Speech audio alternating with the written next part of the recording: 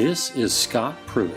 He's the administrator of the Environmental Protection Agency, appointed by this guy. Scott Pruitt is also a climate change denier. Do you believe that it's been proven that CO2 is the primary control knob for climate? So no, I would not agree that it's a primary contributor to the global warming that we see. Pruitt says the Bible tells us that God has given man the right to exploit the earth's natural resources. This has put him at odds with the Pope, who said this is not a correct interpretation of the Bible as understood by the church. Pruitt may invoke religion, but he serves big oil.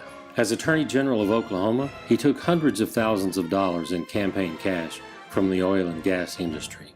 One donor, Devon Energy, actually drafted Pruitt's official correspondence with the federal government. Want to guess who it benefited? Pruitt went on to dismantle Oklahoma's Environmental Protection Unit, and he shrugged off rising mercury levels in the state's fish. In the year he's headed the EPA, he has convinced Trump to pull out of the Paris Climate Accords and shuttered the National Center for Environmental Research. And Pruitt's been removing EPA regulations designed to protect public health, like rejecting a ban on a potentially harmful insecticide, canceling a requirement for reporting methane gas emissions, and removing a requirement that mining operations prove they can clean up future pollution. Pruitt also personally saw to it that the term climate change was erased from EPA websites and documents. He's done all this while traveling in style.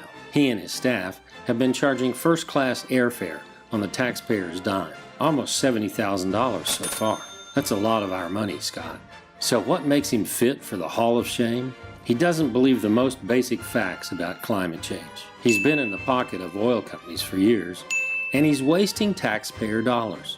There is perhaps no other public official that has done as much harm to our environment as Scott Pruitt. And for that reason, we welcome him to the inaugural class of the Climate Denier Hall of Shame.